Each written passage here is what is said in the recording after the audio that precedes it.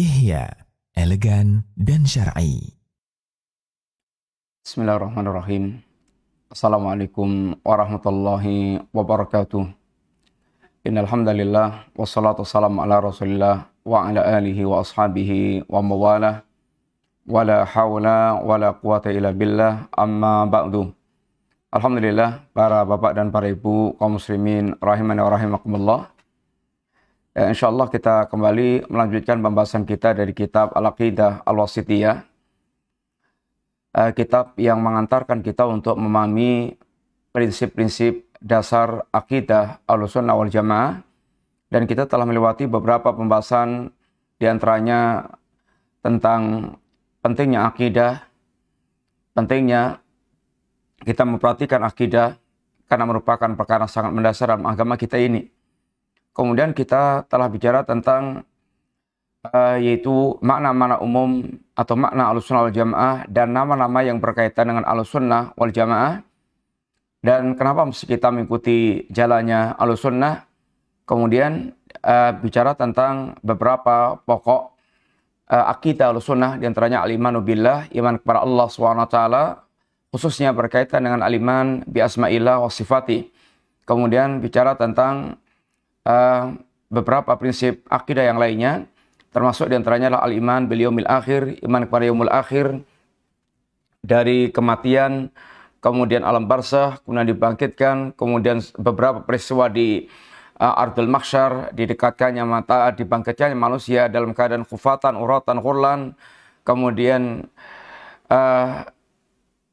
di tersiksanya manusia atau kondisi manusia di mana mereka matahari didekatkan sejarak 1 mil, kemudian juga mereka dibanjiri keringatnya sesuai dengan kadar amal mereka.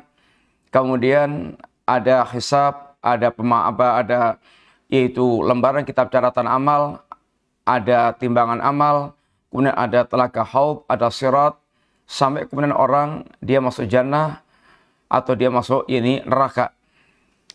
Kemudian pembicaraan diantara juga iman kepada masalah takdir Allah Subhanahu wa taala, dan kita sedang bicara tentang permasalahan al-iman, yaitu tentang masalah iman.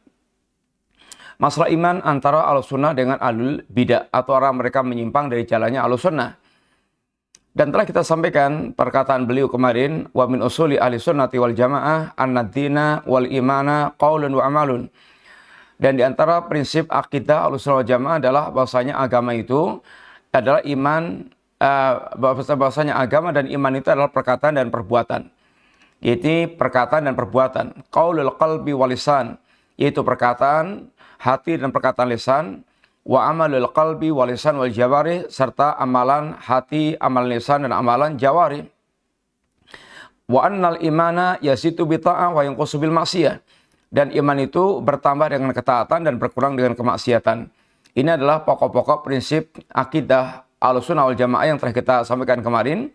Di antaranya yaitu 5 poin penting berkaitan dengan pembahasan tentang masalah iman itu. Yang pertama, iman itu adalah i'tiqadun bil qalbi, keyakinan dengan hati. Kemudian yang kedua, qaulun bil lisani, perkataan dengan lisan. Wa amalun bil jawari, amalan dengan anggota badan. Yazidu wa yanqus, bertambah dan berkurang. Ini adalah pokok atau poin-poin penting yang berkaitan dengan pembicaraan tentang masalah iman, dan telah kita sampaikan pada pembahasan kemarin. Kemudian wahum ma'adalik, dan Ahlussunnah bersama dengan penjelasan tentang iman yang seperti ini, la yukaffiruna ahlal qiblah bimutlaqil ma'asi wal kabair. Ahlussunnah tidak mengkafirkan ahlul qiblah, itu kaum muslimin, dengan semata-mata kemaksiatan dan dosa besar mereka lakukan. Kama yaf'aluhul khawarij, bagaimana yang dilakukan oleh orang khawarij, yang mereka mengkafirkan para pelaku dosa besar. Bal al-ukhuwatu al-imaniyatu thabitatun ma'al ma'asi, bahkan persaudaraan iman adalah perkara yang tetap bersama dengan kemaksiatan yang mereka lakukan. Ini adalah perkataan beliau yang melengkapi pembahasan tentang masalah iman kemarin. ketika dan dasar pembahasan tentang masalah takfir ini berkaitan dengan sudut pandang bagaimana pandangan mereka tentang masalah yakni iman. Telah kita sampaikan kemarin bahwasanya Ahlussunnah wal Jamaah itu iman itu bercabang-cabang. Iman itu bercabang-cabang. Sehingga iman tidak hilang dengan hilangnya sebagian cabang. Sampai jebolnya akar daripada yakni pohon tersebut. Karena sebagaimana ditamsilkan bahwasanya iman seperti pohon iman, seperti pohon kayak ini kasyajarat thayyibah. Pohon itu ada bagian bawahnya, ada bagian akarnya, ada bagian batang percabangannya, ada bagian itu buah-buahannya. Apabila pohon ini yang rontok adalah sebagian daunnya atau rantingnya patah atau bahkan batangnya pun sampai patah, tetapi akarnya masih utuh, itu memungkinkan untuk hidup kembali sebagai pohon. Tetapi kalau pohon ini sampai akarnya jebol, maka sudah nggak ada lagi ceritanya tentang masalah pohon. Demikian pula agama ini. Kadang orang runtuh dalam beberapa amaliyahnya. Dan itu mengurangi kesempurnaan dia dalam beragama. Tetapi selama dia masih memiliki akar akidah tauhid, maka dia masih dikatakan ini seorang muslim. Tetapi tidak pula dikatakan muslim yang sempurna imannya, sebagaimana perkataan Murji'ah, Ghulat Murji'ah atau Jahmiyah. Tetapi mereka adalah muslim yang asi, muslim yang bermaksiat. Muslim yang mereka naqsul iman, muslim yang mereka berkurang kadar imannya, atau muslim yang mereka ini bermaksiat. Demikian pula tidak sebagaimana Khawarij dan Mu'tazilah. Kalau Khawarij dan Mu'tazilah ini maksudnya mereka kelompok ini Wa'idiyah. Orang-orang yang mereka sangat menonjolkan ayat-ayat yang berkaitan masalah ini wa'id, ancaman-ancaman. Kemudian adapun Murji'ah dikatakan adalah wa'diyah. Orang-orang yang mereka itu lebih menonjolkan ayat tentang masalah janji-janji, harapan-harapan. Adapun Khawarij dan Mu'tazilah berkaitan dengan orang-orang yang mereka meninggal dalam kondisi mereka melakukan dosa besar yang mereka belum bertaubat kepada Allah Subhanahu wa taala. Maka adapun Khawarij mengatakan mereka di dunia kafir, keluar dari Islam, dan di akhiratnya adalah khalidan finnar, kekal di dalam neraka. Ini Khawarij. Mu'tazilah dia mengatakan orang yang mereka meninggal dalam kondisi melakukan dosa besar dan belum bertaubat, statusnya di dunia adalah bukan muslim tapi juga bukan kafir. Bukan kafir dan bukan muslim pula. Sehingga dikenal dengan istilah mangsilah baina mangsilatain. Dia ada di antara dua kedudukan. Tetapi nasibnya di akhirat sama dengan Khawarij. Yaitu khalidan finnar, kekal di dalam neraka. Ini kelompok Wa'idiyah, yaitu Khawarij dan Mu'tazilah. Kemudian adapun Murji'ah, di sana adapun yani Wa'diyah, orang mereka sangat mengandalkan ayat-ayat tentang masalah janji, seakan-akan mengabaikan ayat tentang masalah ancaman. Dan di sana ada Ghulat Murji'ah, kemudian ada yaitu Karamiyah, kemudian ada Murji'ah, ada Murji'ah fuqaha. Yang Murji'ah ini diantaranya intinya adalah memisahkan antara amal dengan iman. Adapun Ghulat Murji'ah, amal sama sekali tidak berkaitan dengan iman. Sehingga orang maksiatnya sebesar apapun imannya sempurna. Indah Ghulat Murji'ah, yaitu Jahmiyah. Sehingga di satu sisi Khawarij dan Mu'tazilah, pelaku dosa besar, dia kekal di dalam neraka.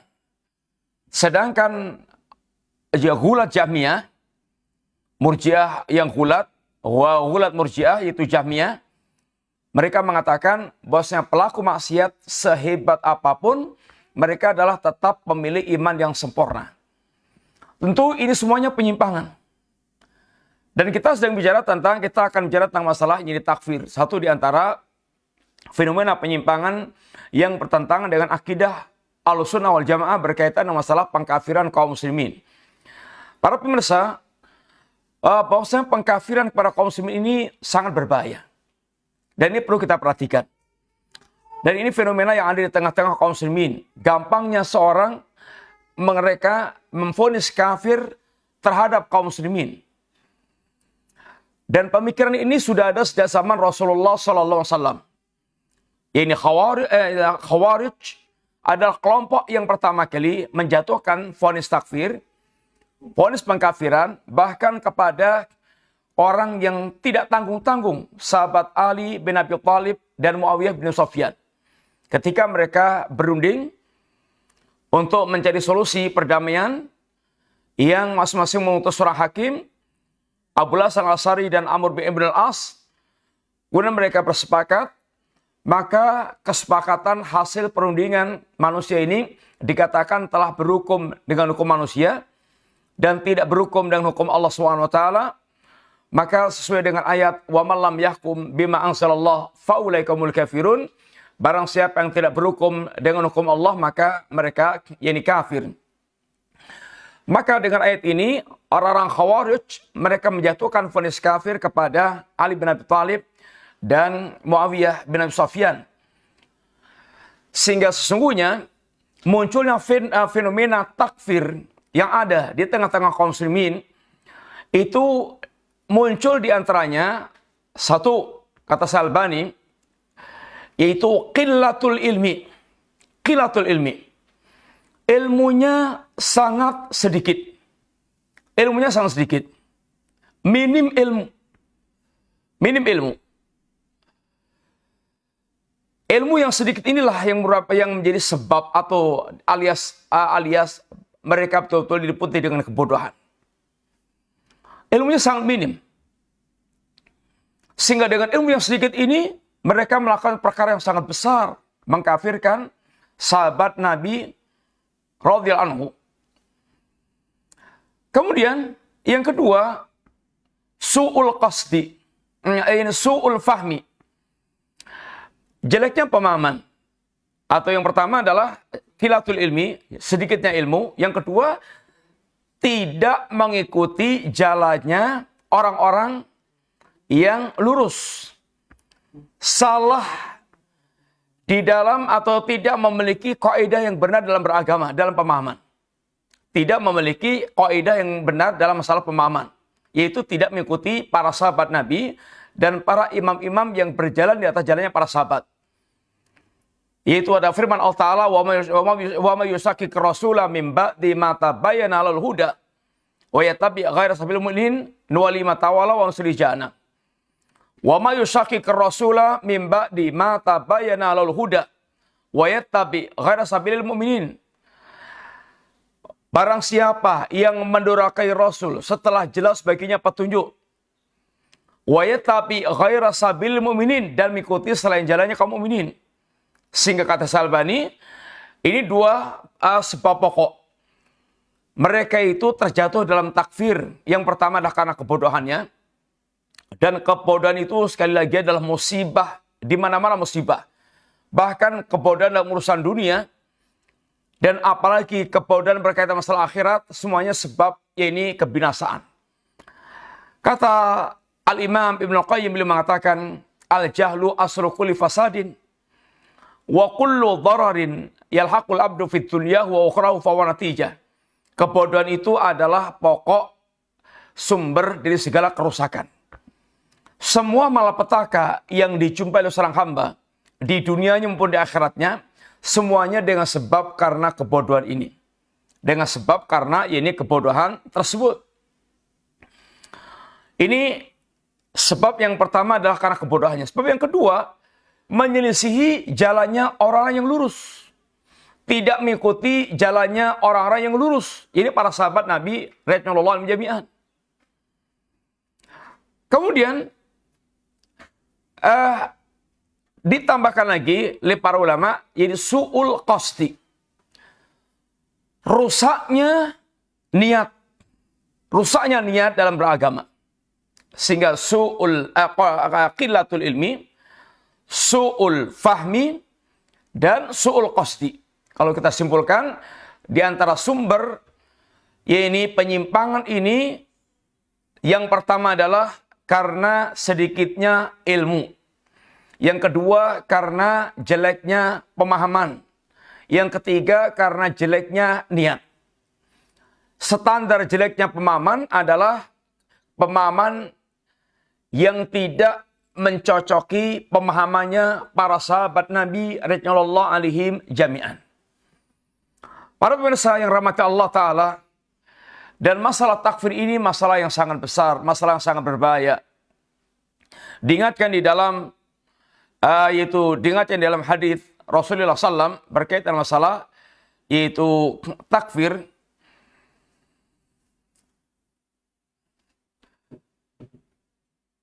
Di antara bahaya-bahaya orang yang mereka tergesa-gesa dalam masalah takfir ini, yang pertama, hendaklah orang yang mereka gampang mengkafirkan itu mengingat hadis Rasulullah SAW. Ayyuma rajulin qala li akhihi, barang siapa yang mengatakan pada saudaranya, ya kafir, wahai kafir, faqad ba'a biha ahaduhuma, maka kalimat ini akan kembali kepada ini di antara keduanya. Boleh jadi memang yang dia kafirkan itu benar-benar kafir. Kalau tidak, maka kalimat ini kembali kepada pengucapnya. Man da'a rajulan bil kufri aqala aduwallah aw aduwillah wa laysa kadzalik ila hara ali.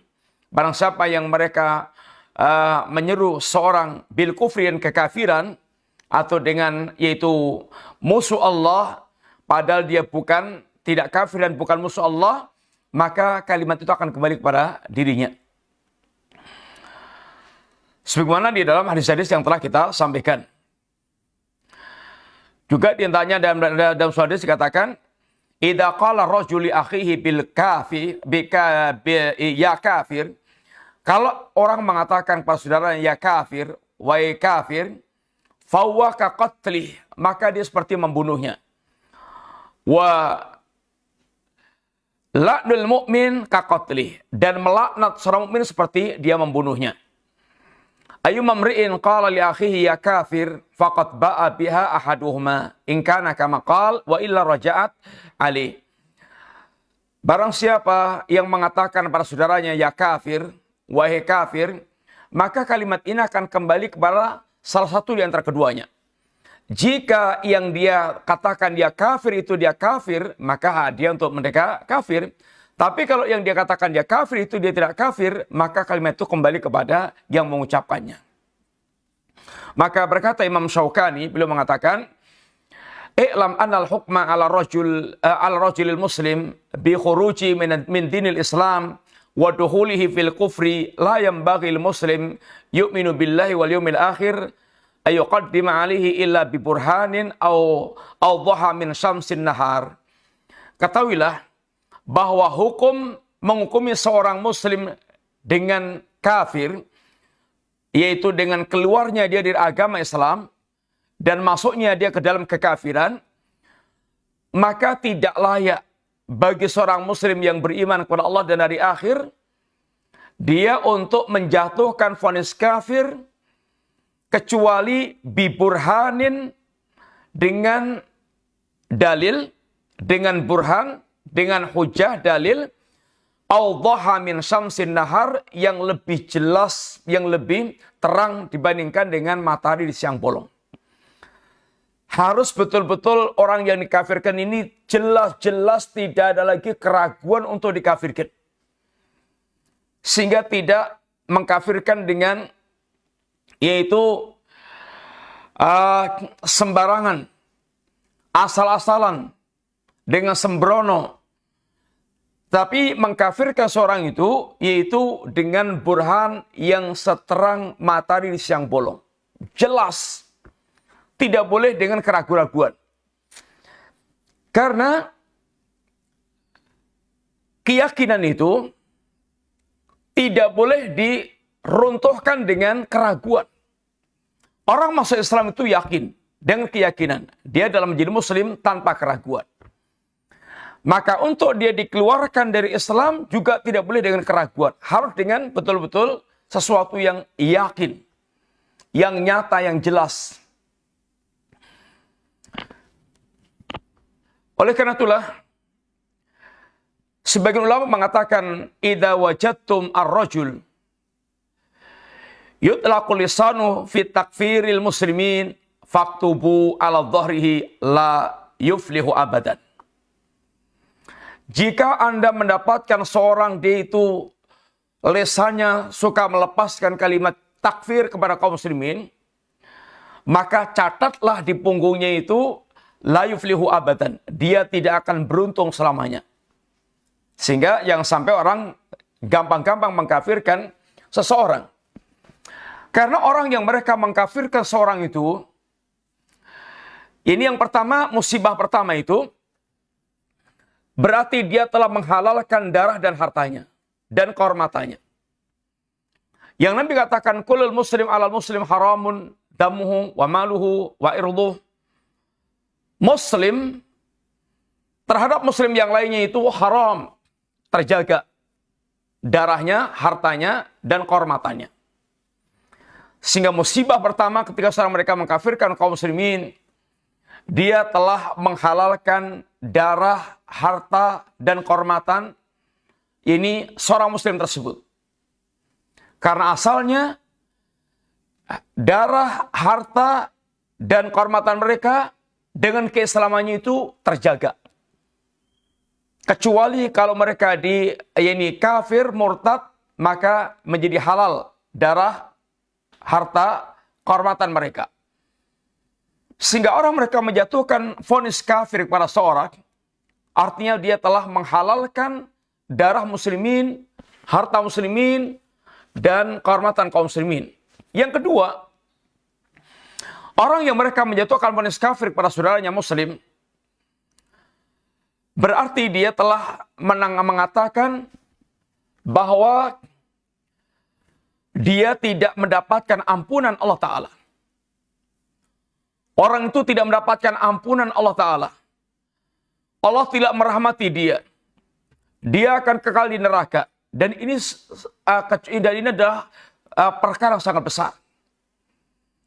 Ini adalah kecurangan yang sangat besar. Kejahatan yang sangat besar.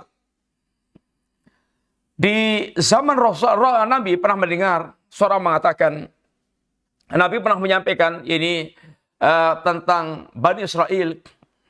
Kana rajulani min Bani Israel mutawakhina.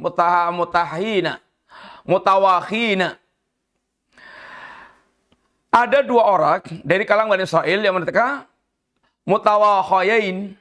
Dua orang ini bersaudara, berkawan, bersaudara. Fakana ahaduhuma yutnibu wal akhar mujtahidun fil ibadah. Dua orang ini, yang satu pendosa, yang satu orang yang sangat rajin beribadah. Fakana la yasalul mujtahid yaral akhar ala dhanbi fayaqul aksir. Yang rajin ibadah ini, dia senantiasa ketika melihat saudaranya yang pendosa tadi, dia katakan aksir. Bu, ya berhenti. Supaya berhenti dari maksiatnya itu. Fawajadahu yauman ala dambin. Satu hari dia pun mendapatkan saudaranya itu melakukan dosa. Lalu dia katakan aksir. Tinggalkan dosa kamu itu. Maka kata orang yang diingatkan ini jengkel pula, khalini wa rabbi, tinggalkan aku bersama dengan Rabbku. Abu ista alayya raqiban. Apa memangnya kamu itu diutus untuk mengawasi aku? Mendengar ucapan seperti ini, orang yang rajin ibadah tadi itu marah pula. Dia pun mengatakan dengan kalimat, wallahi la yaghfirullahu lak. Atau la yudkhilukallahu al-jannah. Dia katakan, demi Allah Allah tidak akan mengampunkan kamu, atau Allah tidak akan memasukkan kamu ke surga. Lalu Allah matikan keduanya. Dan kemudian Allah katakan kepada orang yang rajin ibadah tadi, akun tabi aliman. Wahai fulan, apakah memangnya kamu tahu tentang diriku?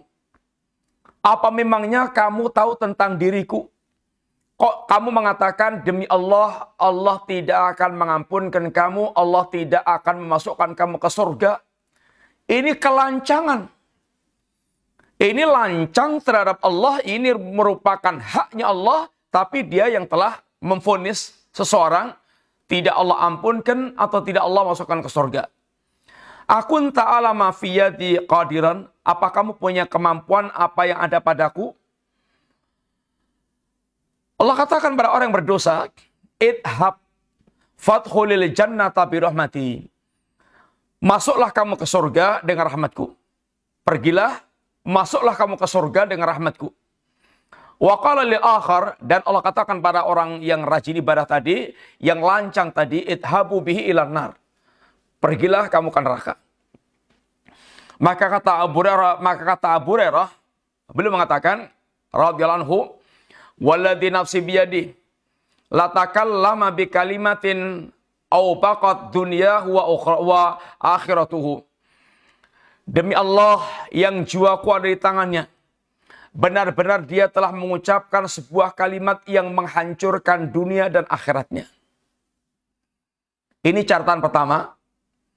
Orang yang mereka sembrono mengkafirkan orang, yang mereka pengkafirannya itu tanpa kaidah, asal semangat mengkafirkan orang, khawatirlah seandainya Anda termasuk orang yang lancang terhadap Allah Ta'ala, dan Anda mendapatkan nasib seperti yang disampaikan Nabi dalam hadis tentang dua orang Bani Israel tersebut. Kemudian yang kedua, wahai orang yang mereka suka mengkafirkan dengan sembrono,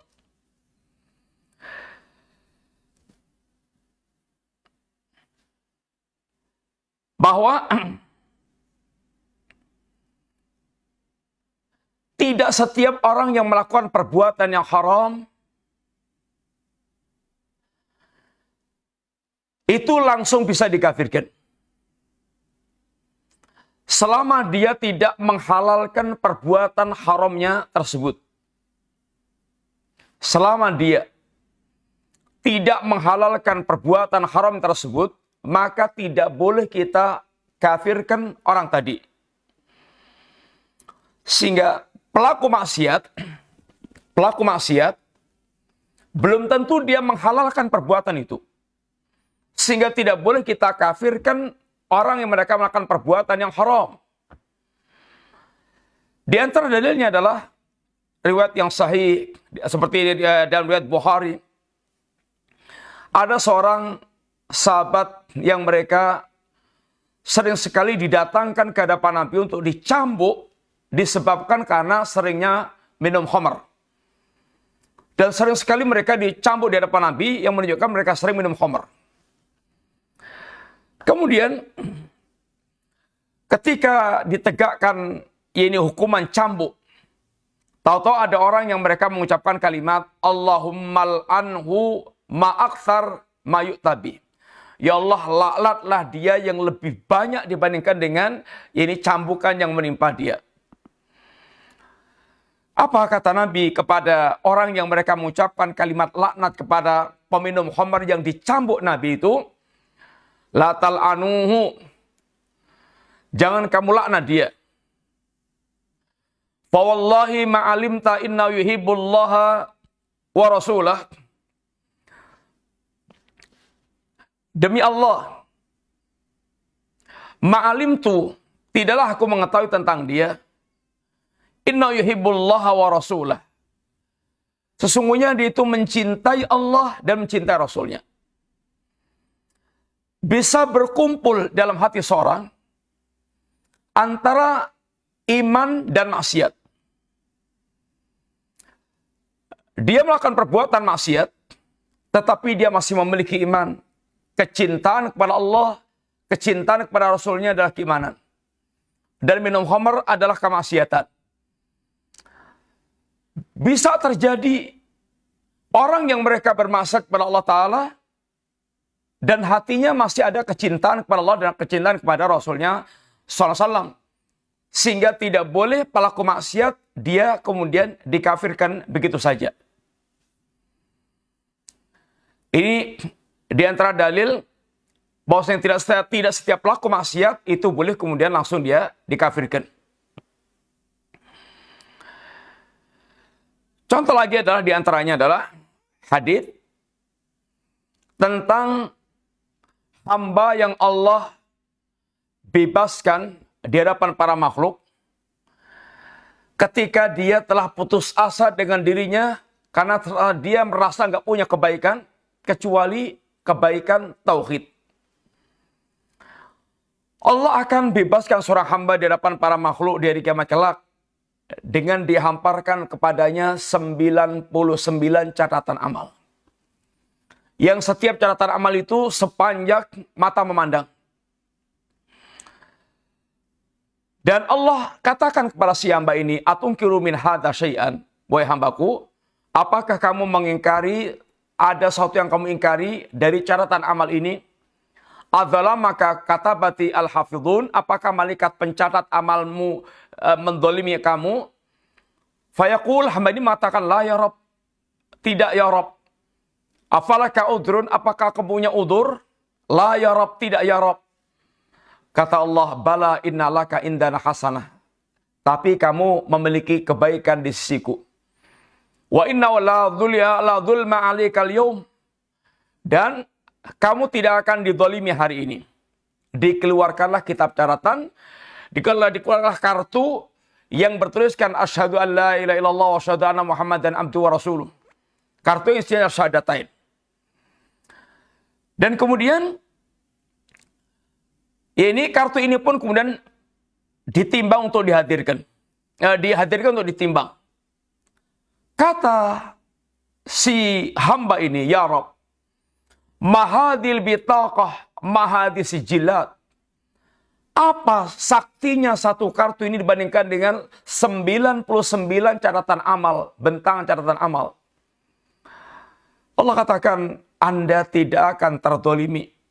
Diletakkanlah kitab catatan amal yang 99 lembar tadi di satu daun timbangan.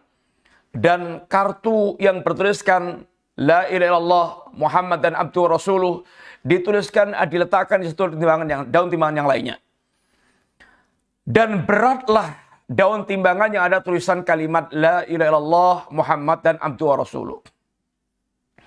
Lihat di sini, yang menjadi perhatian adalah orang ini tidak punya kebaikan apapun, artinya banyak banget keburukannya, tapi dia masih memiliki satu kebaikan tauhid. Artinya, boleh jadi bersama dengan dia itu seorang muwahhid, dia masih punya tauhid, dia merampok, dia mencuri, dia membunuh, dia berzina, segala macamnya. Amal-amal buruk yang dia miliki, hampir tidak punya kebaikan. Sehingga menunjukkan bahwasanya tidak setiap amal, tidak setiap pelaku perbuatan haram langsung bisa dikafirkan begitu saja. Sebagaimana dua orang Bani Israil tadi, satu rajin ibadah, satu pendosa, lalu dia vonis, orang yang rajin ibadah memvonis, Allah tidak akan mengampunkan kamu, Allah tidak akan masukkan kamu ke surga. Maka ternyata Allah justru murka kepada orang lancang tersebut dan memasukkan orang yang berdosa tadi ke surga. Pelaku maksiat tidak bisa langsung divonis mereka itu kafir. Kemudian, demikian juga, tidak setiap pelaku kekafiran itu otomatis dia kafir. Tidak setiap pelaku kafir itu otomatis kafir. Karena orang yang melakukan kekafiran itu bisa jadi karena dia bodoh, bisa jadi karena dia itu ini salah, bisa jadi karena dia itu terpaksa. Dan ini semuanya nggak bisa dikafirkan. Seperti diantaranya riwayat yang menimpa Bani Israel, yang riwayat nih, yaitu Abi Waqid Al-Laythi, seorang sahabat pemula yang baru masuk Islam pada waktu Fathul Makkah. Lalu diajak Nabi ke perang Hunain, dan dia melihat orang musyrik memiliki pohon yang dikeramatkan namanya Datu Anwat. Lalu Abu Waqid Al-Laythi ini minta kepada Nabi sebuah permintaan yang kalau dipenuhi akan menjadi kafir musyrik. Ya Rasulullah, ij'alana Data Anwat kama lahum Data Anwat. Ya Rasulullah, kami dibuatkan Datu Anwat sebagaimana mereka memiliki Datu Anwat. Kata Nabi, Allahu Akbar, inna sunan. Allahu Akbar, kalimat tanda Nabi terkejut. Ini adalah tradisinya orang musyrik. Qultum kama qalat Bani Israel, yang kamu katakan itu seperti perkataan Bani Israel kepada Nabiullah Musa, ya Musa ij'alana ilahan kama lahum alihatun. Ya Musa, buatkan kami ilah sebagaimana mereka memiliki ilah. Minta sebuah kesyirikan padahal muslim itu la ilaha illallah. Tapi hal ini dilakukannya karena kebodohannya. Maka kata Nabiullah Musa, qala innakum qaumun tajhalun. Kalian memang kaum yang bodoh. Kebodohannya ini hampir mengantarkan dia melakukan perbuatan syirkun akbar. Dan ini bahayanya kebodohan. Dan ada orang yang mereka melakukan perbuatan itu karena bodohnya. Bodoh itu ada dikatakan udzur bil jahl, yang mendapatkan udzur. Dan ada yang bodoh yang tidak mendapatkan udzur. Di antara bodoh yang mendapatkan udzur, di antaranya adalah bodohnya, ini orang yang baru masuk Islam di antaranya. Boleh jadi orang baru masuk Islam, dia nggak tahu tentang wajibnya, atau tentang haramnya riba, tentang haramnya hal yang Allah haramkan. Ketidaktahuan mereka sangat bisa dimaklumi. Karena baru masuk Islam.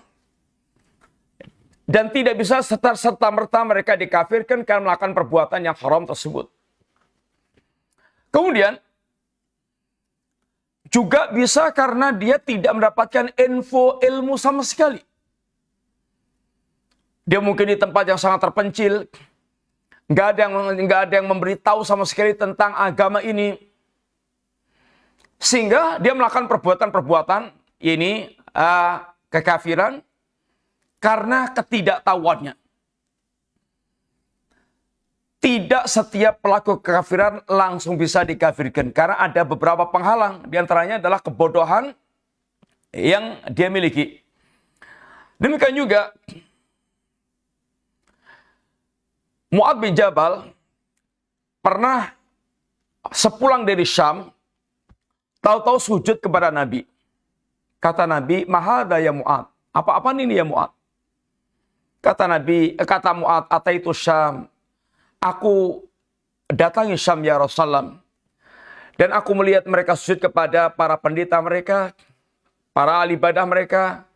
Lalu aku berkeinginan untuk melakukan hal yang seperti ini kepada engkau.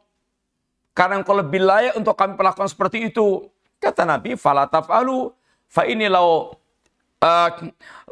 amartu ahadan ayasjuda li ghairillah la amartul mar'ata an tasjuda li zawjiha wala di nafsu Muhammadin biyadi la tu'adil mar'atu haqqa rabbiha hatta tu'adhiya haqqa zawjiha. Jangan kamu lakukan yang begitu ya Mu'adz. Karena seandainya aku boleh memerintahkan seorang untuk sujud pada orang lain, akan aku perintahkan istri sujud kepada suami karena besarnya hak suami. Maka demi Allah yang jiwa Muhammad di tangannya, tidaklah seorang wanita menunaikan hak Robnya sampai istri ini menunaikan hak suaminya. Karena besarnya hak suami tersebut. Perbuatan Mu'adz sujud kepada Nabi ini adalah perbuatan kekafiran. Tetapi tidak dikafirkan Nabi karena kebodohan si Mu'ad dan diperingatkan Rasulullah SAW. Tidak langsung dikafirkan oleh Nabi SAW perbuatan Mu'ad tersebut karena kebodohannya. Di antara pula riwayat, ada seorang yang mereka menjelang kematiannya itu berwasiat kepada anaknya. Ya, wahai anakku,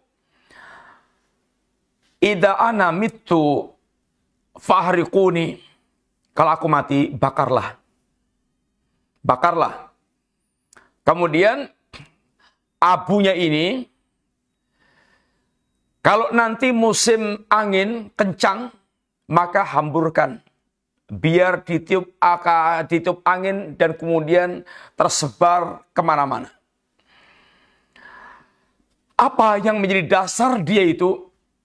Fawallahi lain qadira alayya rabbi la yu'adzibani adaban ma adzabahu ahadan.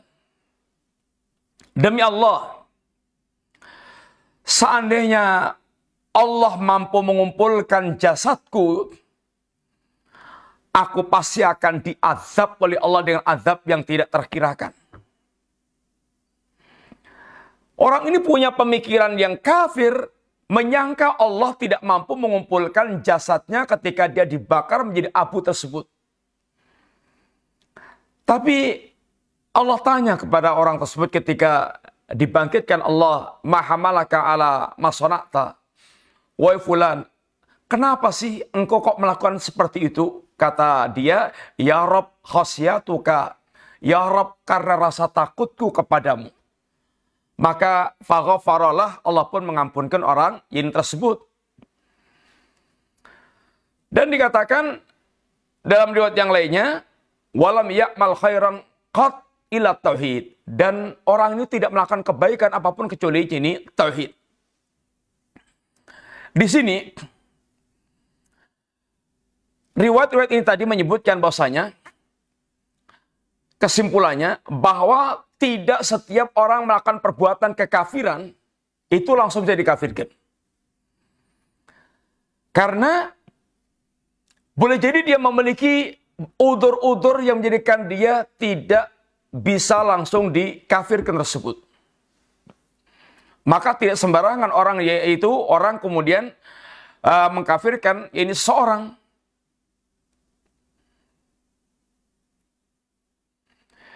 Disinilah diantaranya kehati-hatian Ahlussunnah wal Jamaah.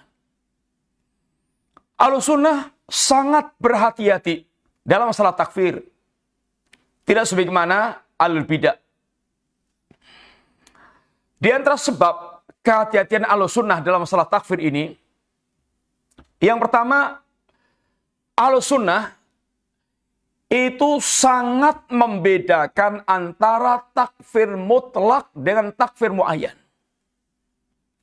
Ahlussunnah tidak gampang-gampang mengkafirkan orang.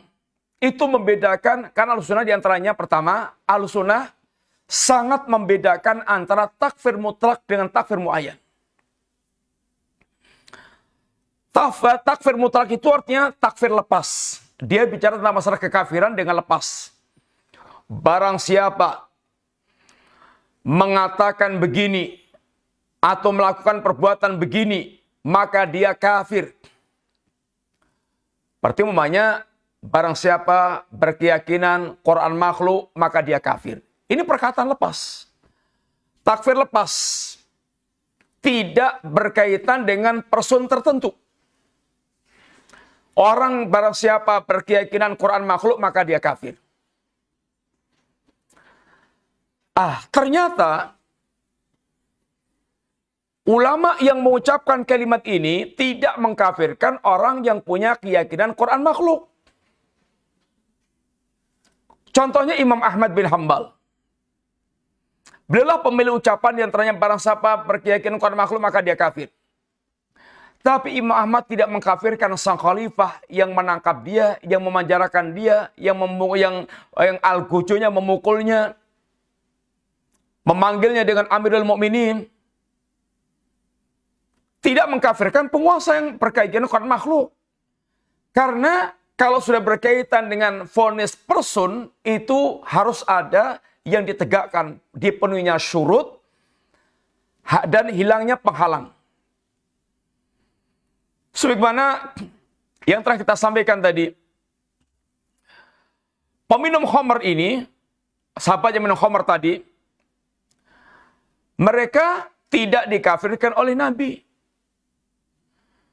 Sebagaimana juga sikapnya Imam Ahmad pada penguasa, beda antara takfir mutlak dengan takfir ta'yin atau takfir muayyan. Takfir mutlak itu bicara lepas. Barang siapa punya ucapan begini, keyakinan begini, amalan begini, maka dia kafir. Tapi berkaitan dengan person pelakunya, maka tidak bisa langsung divonis kafir karena mesti ada yaitu pemenuhan syarat dan penghilangan mawani, penghalang-penghalang. Yang kedua, di antara kehati-hatian Ahlussunnah dalam mengkafirkan orang, bahwasanya hukum asalnya orang yang bersyahadat itu, mereka adalah muslim dengan yakin, tanpa keraguan. Asalnya, orang mereka bersyahadat itu adalah muslim dengan yakin, tanpa keraguan. Tidak boleh dia dikeluarkan dari Islam ini dengan sesuatu yang meragukan. Sehingga al-yakin, keyakinan itu, la yazulu bisyak, tidak bisa hilang dengan keraguan. Untuk dia dikafirkan harus juga dengan sesuatu yang yakin, seyakin-yakinnya, dengan itu dia menjadi kafir. Sehingga tidak boleh ada syak lagi tentang ini orang tersebut. Contoh mamanya, hadis tentang Usamah bin Zaid yang dalam peperangan membunuh orang kafir yang ketika pedang Usamah tinggal memenggal dia mengucapkan la ilaha illallah. Dia tinggal dia kemudian tidak boleh Usamah bin Zaid ketika beliau orang ini mengucapkan kalimat la ilaha illallah, enggak peduli, langsung dipenggal oleh Usamah. Karena Usamah tafsirannya bahwa orang ini hanya berlindung dari pedangnya. Hanya berlindung dari pedangku. Ini adalah tafsiran Usamah. Ketika kasus ini sampai ke Nabi, Nabi marah kepada Usamah. Nabi marah. Ya Usamah, apa yang akan kau pertanggungjawabkan dengan ucapan kalimat la ilaha illallah? Ya Rasulullah, dia hanya berlindung dari pedangku. Kata Nabi, apakah engkau sudah membedah dadanya sehingga Anda tahu bahwa dia mengucapkan kalimat la ilaha illallah itu hanya berlindung dari pedang kamu? Diulang-ulang Nabi ucapan itu sampai Usamah berangan-angan, seandainya aku belum masuk Islam sebelum ini. Di sini orang yang bersyahadat itu dihukumi muslim. Sampai timbul perbuatan yang meyakinkan dia menjadi kafir. Tidak boleh dengan tafsiran, oh dia hanya berlindung dari pedangku, oh dia hanya kira-kira begini. Ini adalah dzan semuanya. Bukan keyakinan. Maka tidak boleh orang yang mereka asalnya masuk Islam dengan keyakinan syahadat itu dikafirkan hanya dengan dzan persangkaan. Harus pula dengan sesuatu yang meyakinkan dia betul-betul menjadi kafir. Termasuk sikap Nabi para munafik. Orang munafik yang telah mengucapkan kalimat syahadat ini dihukumi zahirnya muslim. Sampai jelas-jelas dia menampakkan kekafiran yang menyebabkan dia keluar dari Islam. Tapi selama tidak menampakkan kekafirannya, orang munafik ini zahirnya dihukumi muslim. Kemudian di antara kehati-hatian Ahlussunnah pula dalam masalah takfir, kaidah para ulama di antaranya ini lazimul qaul laisa bil qaul. Perkataan seorang seorang tidak bisa dihukumi dengan kelaziman perkataannya. Tidak bisa orang dihukumi dengan kelaziman, perbuatan atau perkataan dia. Di antara yang sering orang lakukan atau yang sering orang sering vonis itu, oh dia mengizinkan umpamanya prostitusi. Berarti dia melazimkan, berarti dia menghalalkan prostitusi. Oh dia mengizinkan bank riba, berarti dia menghalalkan riba, maka dia kafir. Nggak bisa begitu. Nggak bisa begitu. Belum tentu apa yang dilakukan itu melazimkan seperti yang dia voniskan tersebut. Tidak bisa dilazimkan seperti itu. Kemudian di antara pula yang keempat, yang menjadikan Ahlussunnah berhati-hati masalah takfir itu diantaranya adalah ini adanya udzur-udzur yang bisa mengalih orang untuk dikafirkan seperti yang telah kita sampaikan tadi. Di antaranya udzur bil jahl karena kebodohannya itu. Seperti yang tadi orang yang mereka sebelum mati minta dibakar. Ini karena kebodohannya. Kemudian juga orang yang di akhir zaman itu hanya tinggal punya kalimat la ilallah, nggak kenal sholat, nggak kenal puasa. Ini juga karena kebodohannya. Ini udzur bil jahl. Ini adalah kebodohan yang bisa menjadikan seorang terhalang untuk dia dikafirkan. Ada lagi hadis tentang udzur bil khata, udzur karena kesalahan. Hadis tentang taubat, Allah sangat gembira melihat taubatnya hamba.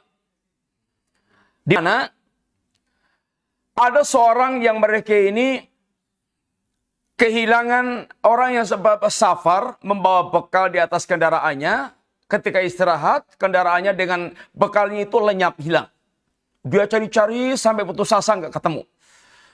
Kemudian tahu-tahu dia ketika tinggal nunggu kematian, datanglah kendaraannya ini lengkap dengan komplit dengan makanannya, perbekalannya itu. Maka saking gembiranya dia mengucapkan kalimat, Ya Allah, ya Rabb, anta abdi wa ana rabbuk. Ya Allah, engkau adalah hambaku dan aku adalah Rabbmu. Ini adalah kalimat kekafiran. Tapi kalimat ini muncul dari orang yang saking gembiranya terbalik mengucapkan kalimatnya itu. Maka tidak bisa dia langsung kemudian dia dikafirkan. Dia mendapatkan udzur karena kesalahannya itu. Ada lagi udzur karena ikrah, karena keterpaksa. Udzur karena terpaksa. Seperti kasusnya Ammar bin Yasir. Yang dia mengucapkan kalimat kekafiran, tapi qalbuhu mutmainnun bil iman. Hatinya ada keterangan dengan iman. Sehingga Ammar bin Yasir pun tidak kemudian dijatuhkan vonis kafir. Kemudian juga diantaranya adalah udzur dengan takwil. Sehingga Syekhul Islam ketika menghadapi para musuh-musuhnya, seandainya takwil itu menjadikan mereka kafir, maka mereka akan dikafirkan oleh Syekhul Islam. Tapi Syekhul Islam tidak mengkafirkan para musuh-musuhnya yang punya takwil tentang sifat-sifat Allah SWT. Sehingga beliau katakan, seandainya yang menjadi kamu itu saya, maka ini kafir. Karena ini pentakwilannya karena dia sangat faham tentang masalahnya itu. Tapi ketika orang lain yang mereka melakukan seperti itu, maka Syekhul Islam tidak mengkafirkan karena dianggapnya mereka adalah ini keliru, tergelincir dalam masalah takwilan-takwilan. Ini adalah yang menjadikan mereka Ahlussunnah wal Jamaah sangat hati-hati dalam masalah takfir. Sehingga masalah takfir ini masalah yang besar. Jangan sampai seorang mereka gampang-gampang mengkafirkan. Karena ini urusan yang sangat berat. Hukum yang sangat berat. Sehingga sekali lagi, kalau Ahlussunnah itu kita menjelaskan masalah syirik, masalah kufur, masalah nifak, ini adalah kekafiran, ini kesyirikan, ini kemunafikan. Bukan berarti kita memvonis pelakunya itu langsung dikafirkan, langsung disyirikan, langsung munafikan. Beda hukuman antara kalimat lepas, hukum lepas dengan hukum person pelaku perbuatan tersebut. Ini dulu yang kita sampaikan, sehingga pembahasan takfir ini sangat berkaitan dengan pandangan tentang masalah iman. Bagaimana dia memandang iman. Iman itu menurut Ahlussunnah yaitu yatajazza, yaitu terbagi-bagi. Hilangnya sebagian amalan iman tidak menjadikan iman itu rusak secara total. tinggal yang hilang itu bagian mana. Kalau yang hilang itu bagian akarnya sampai jebol akarnya, maka hilang itu iman. Tapi kalau yang hilang itu hanya rantingnya, cabangnya, atau sebagiannya, maka belum dikatakan yaitu hilangnya iman.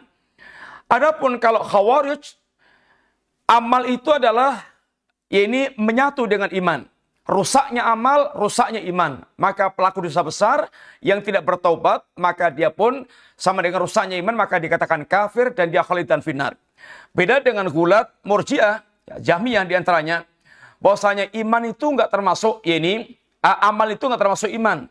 Maka pelaku dosa maksiat sebesar apapun, imannya tidak terpengaruh dengan amalnya.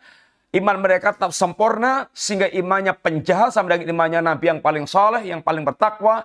Ini tentu semuanya penyimpangan. Sehingga Ahlussunnah, mereka lah yang ini lurus, yang berbicara dengan nas-nas yang ada tentang hakikat apa itu iman. Dari sinilah kemudian muncul gampangnya orang mengkafirkan manusia, atau kemudian mereka gampangnya mengkafirkan kaum muslimin disebabkan karena keliru dalam masalah pandangan mereka tentang masalah iman. Wallahu ta'ala alam bisawab. Ini yang kita sampaikan. InsyaAllah kita lanjutkan masa akan datang bidillah. Wassallallahu ala nabiyyina Muhammadin. Ada pertanyaan? Baik, ada pertanyaan Ustaz. Bismillah. Assalamualaikum Ustaz. Waalaikumsalam warahmatullahi wabarakatuh. Izin bertanya. Ustaz, sesatkah kita bila kita punya akidah bahwa kedua orang tua Nabi Muhammad SAW adalah kafir dan keduanya di neraka? Yang menegaskan itu Nabi sendiri. Pernah ada seorang mereka bertanya tentang ayahnya, kata Nabi, ya ini ayahmu di neraka. Sedih orang tersebut. Lalu Nabi katakan pula bahwasanya ayahku dan ayahmu di neraka. Nabi yang mengatakan begitu.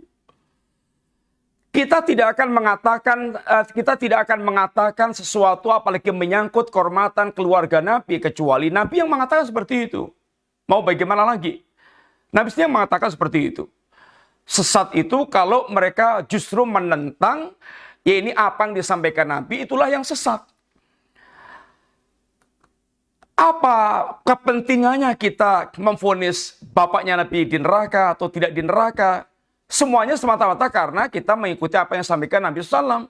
Kenapa keberatan? Kenapa tidak keberatan kalau istrinya Nuh mereka itu di neraka, kemudian istrinya Lot di neraka, bapaknya Ibrahim di neraka. Semua ini, akidah seperti ini hanya kita bangun dengan nas yang disampaikan Rasulullah SAW. Bahkan Abu Thalib di neraka. Kalau Anda pakai akal-akalnya, saya pakai akal sendiri, tentunya Anda tidak akan terima. Masa Abu Thalib di neraka? Mau Anda mau tidak terima, kita ini bicara dengan nas. Apa yang sampaikan Nabi SAW seperti itu. Sehingga kita tidak akan mengatakan fulan di neraka kecuali dengan nas. Yang tidak ada nasnya tidak boleh kita memvonis ini seorang di neraka. Fir'aun di neraka karena ada nasnya. Abu Jahal di neraka ada nasnya. Abu Lahab di neraka karena ada nasnya. Adapun mengatakan si fulan dia di neraka, sedangkan kita tidak ada nasnya, kita tidak bisa mengatakan si fulan di neraka kecuali dengan kalimat umum, setiap orang yang mati kafir di neraka, setiap yang mati muslim dia di surga. Wallahu ta'ala bishawab. Baik Ustaz, pertanyaan selanjutnya.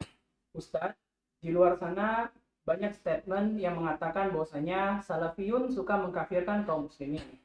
Apakah tuduhan ini karena dia tidak paham adanya takfir mutlak dan takfir muayyan, atau karena apa tuduhan ini? Ya, bismillahirrahmanirrahim. Pertama, karena orang ini bodoh. Pertama, karena bodoh. Yang kedua, provokatif. Tidak mau tahu bahwasanya ulama kita kalau berbicara tidak pernah memvonis orangnya. Bicara itu adalah berbicara tentang ini takfir mutlak, perbuatannya itu. Kalau sudah menyangkut orangnya, itu pembahasannya itu sangat jelimet dan sangat rumit. Sehingga para ulama, bahkan terhadap orang yang Hajjaj bin Yusuf, yang kejahatannya sedemikian luar biasa, para ulama tidak gegabah di dalam mengkafirkan Hajjaj bin Yusuf. Bahkan yang dibunuh tidak tanggung-tanggung sahabat Nabi, sahabat Nabi radhiyallahu anhu. tidak tanggung-tanggung. Dan bahkan nyawa yang telah melayang di tangan Hajjaj bin Yusuf itu luar biasa sangat banyaknya. Tapi demikian, ini para ulama tidak gegabah dalam soal pengkafiran terhadap Hajjaj bin Yusuf. Demikian pula dalam masalah yang lain-lainnya. Para ulama kalau bicara masalah ini pembicaraan tentang masalah ini mutlak. Bahkan yang sangat gampang mengkafirkan alul bid'ah. Al-Sunnah sangat hati-hati dalam masalah takfir. Beda dengan Al-Bid'ah, mereka gampang memvonis orang kafir yang beda dengan dia kafir. Kemudian dengan hawa nafsu, tanpa dalil, dengan kebohongan, dengan kedustaan. Al-Sunnah penuh dengan data dan tidak gegabah di dalam ini mengkafirkan seseorang. Beda antara takfir mutlak dengan takfir ta'yin. Dan biasanya orang-orang mereka itu memvonis Al-Sunnah gampang mengkafirkan itu adalah provokator. Sangat provokatif. Atau dia mengambil kasus sampel orang-orang yang mereka memang takfiri. Sedangkan takfiri juga diingkari oleh Ahlussunnah wal Jamaah. Wallahu ta'ala alam shawab. Baik Ustadz, pertanyaan selanjutnya. Bismillah. Assalamualaikum Ustadz. Waalaikumsalam warahmatullahi wabarakatuh. Ustadz, apakah pelaku maksiat yang di hatinya masih ada kecintaan pada Allah dan Rasulullah SAW ini juga termasuk para pelaku ahlul bid'ah, Ustadz? Pelaku maksiat bukan pelaku ahlul bid'ah. Maksiat, penyimpangan itu bisa dalam bentuknya maksiat, bisa bentuknya itu adalah penyimpangan pemikiran bid'ah. Orang yang mereka melakukan maksiat, yang mereka terjatuh dalam penyimpangan syahwat. Orang mereka terjebak dalam masalah pemikiran, mereka terjebak dalam masalah syubhat. Dan orang mereka terjatuh dalam perkara syubhat, bid'ah ini lebih dicintai iblis dibandingkan dengan pelaku maksiat. Kenapa? Karena pelaku bid'ah itu merasa dia di atas jalan yang benar. Sehingga kemungkinan taubatnya susah, kemungkinan taubatnya kecil. Adapun pelaku maksiat, kemungkinan taubatnya lebih besar. Karena mereka tahu bahwa perbuatannya adalah kemaksiatan. Wallahu ta'ala alam shawab. Baik Ustadz, pertanyaan selanjutnya. Lanjutan dari pertanyaan tadi Ustadz. Dan apakah cukup bagi mereka Ustadz, kecintaan mereka dapat menggapai ampunan Allah serta masuk ke jannah Ustadz? Bismillahirrahmanirrahim. Semua pelaku maksiat dari kalangan kaum muslimin, nasibnya di akhirat tahta fi masyiatillah. Tahta fi masyiatillah. Ini tergantung masyiahnya Allah. Tergantung kehendak Allah. Kalau Allah mengampunkan, dia akan Allah masukkan surga. Kalau Allah tidak mengampunkan, Allah akan adab dulu di neraka. Yang jelas, keislaman dia akan menjadi sebab dia dikeluarkan dari kekalnya neraka. Seandainya dia harus diadab dulu oleh Allah di neraka jahanam. Wallahu ta'ala alam bisawab. Baik Ustadz, pertanyaan selanjutnya. Ustadz, mohon izin bertanya. Bagaimana cara bersikap atau menolak ketika di perumahan kita sering diundang untuk acara-acara tahlilan atau acara lain yang tidak ada tuntunannya, Ustaz?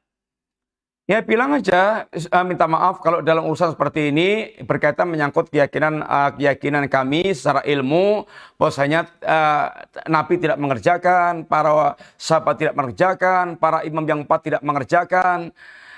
Untuk urusan keagamaan seperti ini, minta maaf yang tidak ada tuntunannya kami ini minta maaf. Atau kalau Anda susah untuk memberikan alasan-alasan, sudah selalu membuat acara-acara menghindar supaya tidak ikut dalam acara tersebut. Kalau Anda bisa menjelaskan, Anda jelaskan kepada orang tersebut. Tergantung lihat bagaimana keberanian Anda menyampaikannya dan kesiapan Anda untuk mensikapi hal yang ada.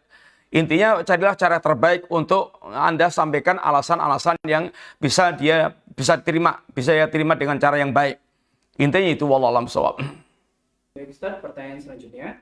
Ustaz, saya kalau disapa atau bertemu rekan saya perempuan di kantor suka menghindar karena risih Ustaz. Tapi kita dibilang sombong dan sulit bergaul Ustaz. Bagaimana kita menyikapinya Ustaz? Ya, bismillahirrahmanirrahim. Kalau itu adalah perempuan dan bisa menjadi pintu fitnah, enggak apa-apa. Mau dibilang sombong, angkuh, ya enggak apa-apa. Yang penting Anda sampaikan bahwasanya seorang muslim itu sikapnya mestinya begini. Terangkan juga kepada yang bersangkutan, perempuan muslim harusnya begini. Sehingga dia paham apa yang mesti dilakukannya itu. Intinya sampaikan aja bagaimana penjelasan yang benar tentang sikap-sikap yang diajarkan di dalam agama. Mau kemudian dia berkesimpulan dia soangko, sombong segala macam, ya urusan dia. Yang penting kita selamat dari fitnahnya. Ini fitnah yang akan menggelincirkan kita. Wallahu a'lam. Pertanyaan selanjutnya Ustaz, Afwan agak panjang Ustaz. Bismillah. Assalamualaikum warahmatullahi wabarakatuh. Waalaikumsalam warahmatullahi wabarakatuh. Semoga Allah menjaga antum dan seluruh kaum muslimin. Ustaz, bagaimana cara menasihati orang tua yang melakukan kesyirikan? Ketika sudah diingatkan dengan cara yang paling lembut, mereka pun menolak dengan cara yang halus, Ustaz.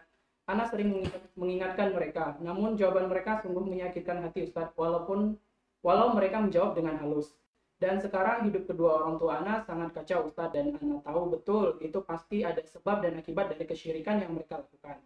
Pertanyaannya, pertama, bagaimana Ustaz menyikapi kedua orang tua Ana yang saat ini hampir berpisah, Ustaz? Yang kedua, Ustaz, kepada siapa Ana harus berbakti, Ustaz? Dan yang ketiga, bagaimana cara mengajak orang tua sedikit demi sedikit agar mengenal dakwah sunnah ini, Ustaz? Ya, bismillahirrahmanirrahim. Ketika Anda sudah melakukan cara yang terbaik untuk orang tua Anda dan orang tua Anda tetap menolak, ya sabar dan terus mendakwai, tidak pernah ini bosan-bosannya untuk bisa menyelamatkan orang tua Anda dari kebinasaan syirik yang sedang menimpanya.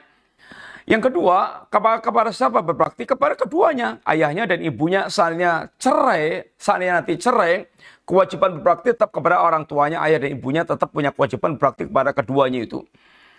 Dengan cara-cara yang bisa Anda atur sendiri, pokoknya tetap kepada keduanya punya kewajiban berbakti.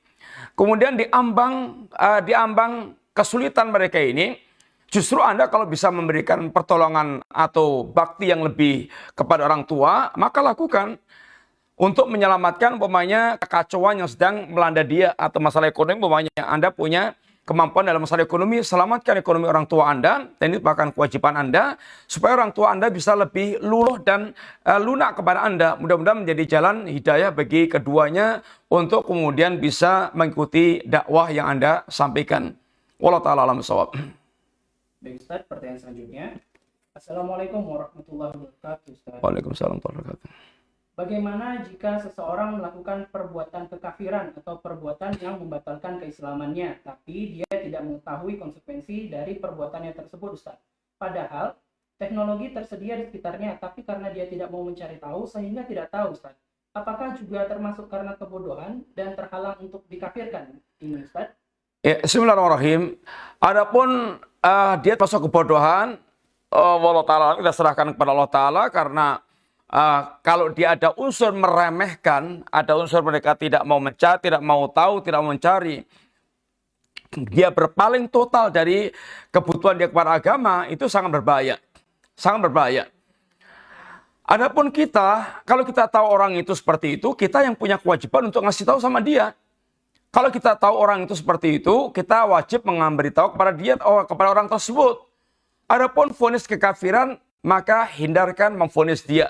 Yang terpenting adalah Anda bagaimana justru membimbing dia dan menjelaskan untuk dia faham tentang apa yang harusnya dilakukan dan apa yang harusnya dihindarkan.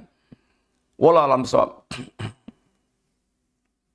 Baik, pertanyaan selanjutnya Ustaz. Bismillah. Assalamualaikum Ustaz. Waalaikumsalam warahmatullahi wabarakatuh. Ustadz, jika seorang suami melakukan kesyirikan, apakah istri serta anak-anaknya terkena imbas dari kesyirikannya, Ustadz? Ya, sekarang posisi istri dan anaknya itu mendukung atau tidak? Kalau dia tidak mendukung perbuatan suami dan bahkan mengingatkannya, ya tentunya istri lepas daripada perbuatan suami. Kalau istrinya mendukung kesyirikan suami, ikut menyemarakkan atau ikut memakmurkan syiriknya, ya dia akan termasuk ikut kena dosanya kesyirikan tersebut.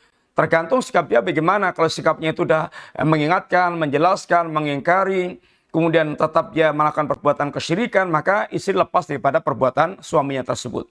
Wallahu a'lam bishawab. Baik, pertanyaan selanjutnya Ustaz. Bismillah. Assalamualaikum warahmatullahi wabarakatuh, Ustaz. Waalaikumsalam warahmatullahi wabarakatuh. Afwan, izin Anda bertanya, Ustaz. Mengenai takfir di suatu tempat, ada saudara kita yang mengaku dirinya sebagai ahlus sunnah dan bermanhaj salaf. Namun kebanyakan dari mereka mengatakan kepada saudaranya yang lain yang ahlus sunnah sebagai murji'ah, mubtadi, dan sururi. Penyebabnya adalah karena perbedaan pendapat ulama rujukan. Sebagai thalabul ilmi, Bagaimana hendaknya kita menyikapi hal tersebut Ustadz? Dan apakah ulama-ulama atau dai-dai yang mengatakan hal tersebut bisa diambil ilmunya Ustadz? Ya, bismillahirrahmanirrahim. Tinggalkan aja orang seperti itu dan carilah dari orang-orang mereka ya ini lebih menenangkan hati Anda dalam masalah ini. Tinggalkan orang mereka bersikap seperti itu dan ambillah ilmu dari orang yang menenteramkan hati Anda berkaitan dengan apa yang disampaikan para salaf, para ulama, ini kaum muslimin. Wallahu a'lam bishawab. Baik, pertanyaan selanjutnya Ustadz. Bismillah, izin bertanya Ustadz. Jadi para penggiat Islam liberal masih kita golongkan muslimkah Ustadz? Ya, secara umum yang kewajibannya adalah perbuatan mereka, perkataan mereka itu adalah perkataan kekafiran, perkataan yang betul-betul menunjukkan kekafiran. Tetapi nggak boleh kita vonis kafir mereka kecuali sudah ditegakkan hujah, iqamatul hujah kepada mereka.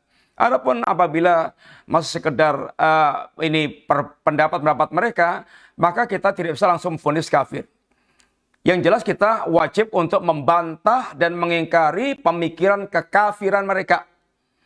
Adapun vonis kafir itu kita serahkan para ulama dan itu adalah punya hak untuk ditegakkan iqamatul hujah. Wallahu a'lam bishawab. Baik Ustadz, pertanyaan selanjutnya. Bismillah, izin bertanya Ustadz. Ustadz, bagaimana dengan orang-orang di kota-kota besar saat ini Ustadz? Mereka berKTP Muslim tapi tidak mau sholat karena malas dan tidak tahu permasalahan iman dan tidak tahu permasalahan tauhid Ustadz. Bagaimana kita menghukumi mereka Ustadz?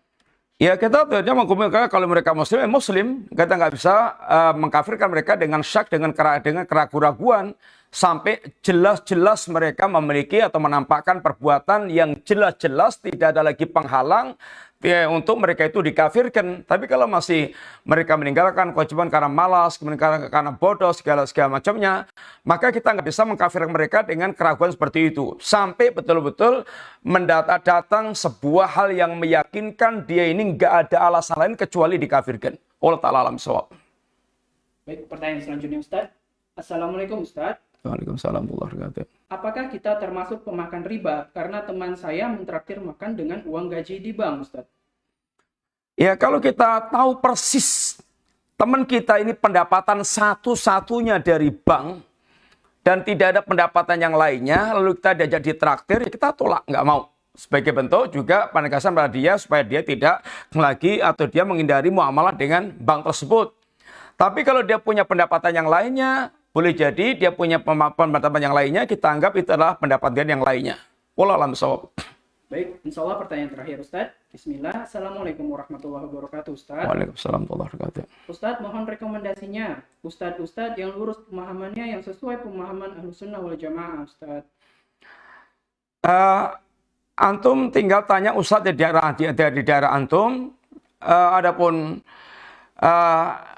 kalau kita mau sebut ya banyak ustadz yang mereka bisa tinggal itu di kota mana, antum di kota mana, kemudian bisa kita arahkan ustadz fulan yang bisa antum ambil ya ini ilmunya. Ya banyak, yang jelas sangat banyak. Antum tinggal di kota mana, tanya pada ustadz, nanti kita bisa arahkan ustadz tempat untuk membimbing antum. Ini yang bisa kita sampaikan. Demikian wallahualam bishawab.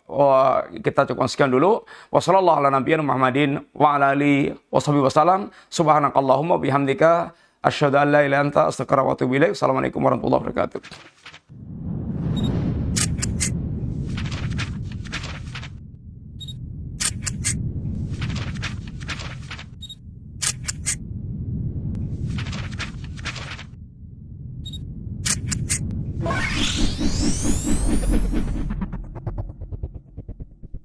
Ihya, elegan dan syar'i.